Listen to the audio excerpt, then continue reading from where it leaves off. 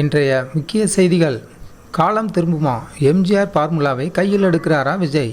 ஒரு சிறப்பு பார்வை. தமிழக அரசியல் களம் இப்பொழுது ஒரு முக்கியமான திருப்பத்தை சந்தித்து கொண்டிருக்கிறது. 1972ஆம் ஆண்டு எம்ஜிஆர் அவர்கள் திமுகவிலிருந்து பிரிந்து வந்து அதிமுகவை தொடங்கிய போது இருந்த அதே அரசியல் அதிர்வலைகள் இப்பொழுது தமிழக வெற்றி கழகம் தொடங்கியிருக்கும் நடிகர் விஜய் மூலமாக எதிரொலிக்கிறதா? அன்று எம்ஜிஆர் சந்தித்த சவால்கள் என்ன? அவர் போட்டியிட்ட இடங்கள் மற்றும் பெற்ற மாபெரும் வெற்றியின் பின்னணி என்ன? அதே பாதையை விஜய் எப்படி தேர்ந்தெடுக்கிறார்? விரிவான தகவல்களை இந்த பதிவில் நாம் முழுவதும் பார்ப்போம். எம்ஜிஆரின் அரசியல் எழுச்சி. 1977ஆம் ஆண்டு அதிரடி. எம்ஜிஆர் அவர்களின் கட்சி தொடங்கி சந்தித்த முதல் பொது தேர்தல் 1977ஆம் ஆண்டு. மக்களின் நாடி துடிப்பு. அப்போது திமுக மற்றும் காங்கிரஸ் என இரு பெரும் சக்திகள் இருந்தன. ஆனால் எம்ஜிஆர் ஏழை பங்காளன் என்ற பின்பத்தை மக்கள் மனதில் ஆழமாக பதித்திருந்தார்.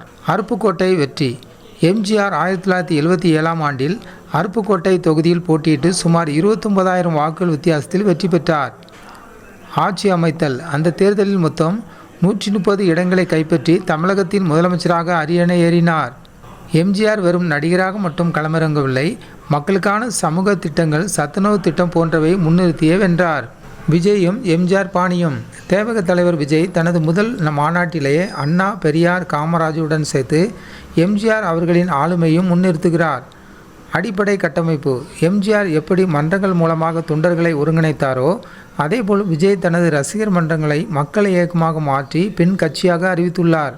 பெண்கள் மற்றும் இளைஞர்கள். எம்ஜிஆரின் மிகப்பெரிய பலம் பெண் வாக்குகள். தற்போதைய சூழல் விஜய் அந்த வாக்குகளை குறிவைத்தே தனது திட்டங்களை வகுத்து வருகிறார். புள்ளி விவர ஒப்பீடு. 1977ஆம் ஆண்டு 2026.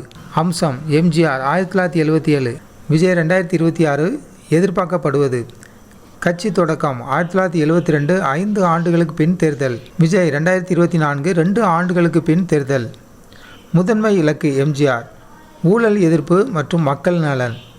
விஜய் சமூக நீதி, மதச்சார்பற்ற அரசியல். எம்ஜிஆர் வாக்கு வங்கி, ஏழை மக்கள் மற்றும் பெண்கள். விஜய் இளைஞர்கள் மற்றும் முதன்முறை வாக்காளர்கள். சவால்களும் தற்போதைய சூழலும். எம்ஜிஆர் காலத்தில் சமூக ஊடகங்கள் இல்லை, ஆனால் இன்று ஒரு சின்ன தவறு நடந்தாலும் விமர்சிக்கப்படும் சூழல் உள்ளது. கூட்டணி அரசியல். எம்ஜிஆர் சில தேர்தல்களில் கம்யூனிஸ்ட் கட்சிகளுடன் கூட்டணி வைத்தார். விஜய் தனித்து போட்டி அல்லது ஆட்சி பங்கீடு என்ற புதிய வியூகத்தை கையில் எடுத்துள்ளார். எதிர்ப்புகள். ஆளுங்கட்சியின் பலமான எதிர்ப்பு மற்றும் எதிர்க்கட்சிகளின் விமர்சனங்களை சமாளித்து எம்ஜிஆர் பெற்ற அதே வெற்றியை விஜய் பெறுவாரா என்பதை நாம் பொறுத்திருந்து பார்க்க வேண்டும். வரலாறு எப்போதும் திரும்பாது, ஆனால் சில நேரங்களில் அது ஒரு சுழற்சி போன்றது. எம்ஜிஆரின் வெற்றி என்பது அவர் மீது மக்கள் வைத்திருந்த அசைக்க முடியாத நம்பிக்கையின் அடையாளம்.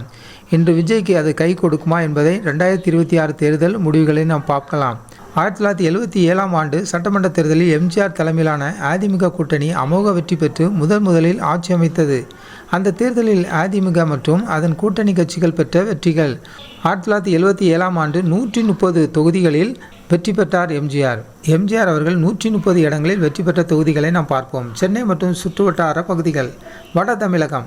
ராயபுரம், துறைமுகம், ராதாகிருஷ்ண நகர், பெரம்பூர், புரசைவாக்கம், எழும்பூர், அண்ணாநகர், தியாகராய நகர், ஆயிரம் விளக்கு, மயிலாப்பூர், சைதாப்பேட்டை, ஆலந்தூர், தாம்பரம், திருப்போரூர், செங்கல்பட்டு, மதுராந்தகம், அச்சரப்பாக்கம், உத்திரமேரூர், காஞ்சிபுரம், கும்மிடிப்பூண்டி, பொன்னேரி, திருவள்ளூர், திருத்தணி பார்த்த எல்லாமே வட தமிழகத்துள்ள சட்டமன்ற தொகுதியில் எம்ஜிஆர் அவர்கள் வெற்றி பெற்று முதலமைச்சரான சட்டமன்ற தொகுதிகளை பார்த்துருக்கோம். இரண்டாவதாக வேலூர் மற்றும் விழுப்புரம் மண்டலம். அரக்கோணம் சட்டமன்ற தொகுதி, சொலிங்கர் சட்டமன்ற தொகுதி, ராணிப்பேட்டை, ஆற்காடு, பேரணம்பட்டு, குடியாத்தம், வாணியம்பாடி, திருப்பத்தூர், செங்கம், திருவண்ணாமலை, கலசப்பாக்கம், போலூர், வந்தவாசி, செய்யாறு, ஆரணி, திண்டிவனம், வானூர், கண்டமங்கலம், விழுப்புரம், முகையூர், திருநாவலூர், உளுந்தூர்பேட்டை, ரிஷிவந்தியம், சங்காராபுரம். எம்ஜிஆர் அவர்கள் வெற்றி பெற்ற தொகுதிகள் நம்ம பார்த்துட்ருக்கோம். அடுத்ததாக சேலம், தருமபுரி மற்றும் கொங்கு மண்டலம்.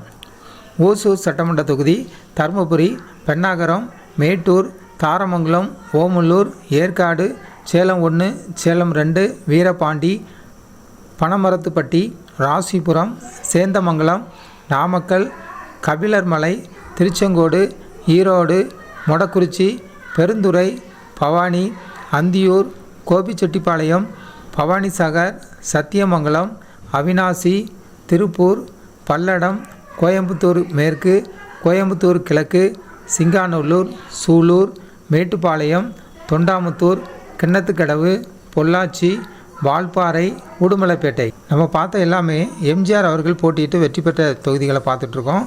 அடுத்ததாக திருச்சி மற்றும் தஞ்சாவூர் காவிரி டெல்டா பகுதிகள். முசிறி சட்டமன்ற தொகுதி, உப்பிலியாபுரம், பெரம்பலூர், வரகூர், அரியலூர், ஜெயங்கொண்டம், திருவரங்கம், திருவெரும்பூர், திருச்சி 1, திருச்சி 2, லால்குடி, நன்னிலம், நாகப்பட்டினம், வேதராணியம், திருத்துறைப்பூண்டி, மன்னார்குடி. நம்ம பார்த்த எல்லாமே 100 சட்டமன்ற தொகுதிகள் இதுவரை பார்த்துருக்கோம். எல்லாமே எம்ஜிஆர் அவர்கள் போட்டியிட்டு முதலமைச்சரான தொகுதிகளில் தான் நம்ம பார்த்துட்ருக்கோம்.